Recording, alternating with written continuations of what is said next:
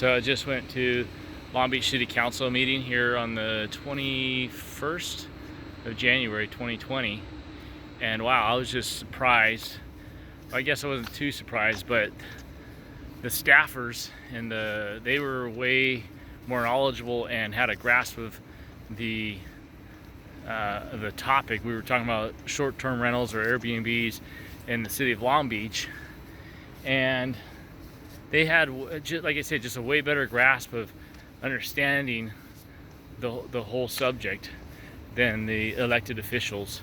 And I felt like the elected officials, they were either very biased, or they were a little lost, or some of them a little in between all that. So anyway, they finally voted on a number of unhosted Airbnbs to 1,000 in Long Beach. So there was a lot of back and forth. Some of them were going to go down. Initially it was 1%, which was like around 1,700, and some of the council members were like, "Oh no, that's way too much. Oh my gosh, that's just," they couldn't even stomach that. So they were like, "Oh no, 500, cap 500."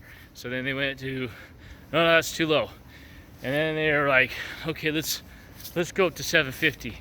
And then the city attorney's like, "Well, we need to have actually more. Higher numbers better, because they'll be able to have the funds to actually enforce it. Because if it's too little, then they won't have enough money to enforce it, because then there's going to be too many STRs or short-term rentals that are going to be on the black market, and they won't be able to enforce it. So they need a higher number to pay for that." So that was the whole thing. So then they went down to 0.5%, and which was like around 900 to 1,000, and they finally settled on just a hard number cap of 1,000, which I don't really like the cap. They should put on a percentage.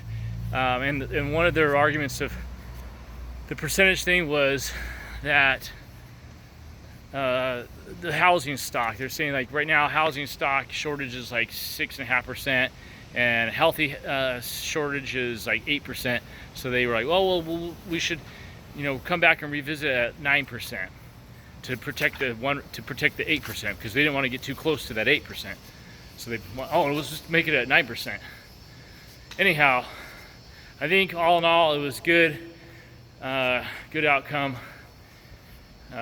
The housing people came out in force, and the union people came out in force. They knew how to fill out the cards, so they actually got a lot more from the public comment portion. They got a lot more of the say. Anyhow, all in all, it was good. I think for host, it was looking ugly there for a little while, but they basically made a couple little votes tonight, and are going to come and revisit it. Maybe not till like another year before this whole thing is like figured out.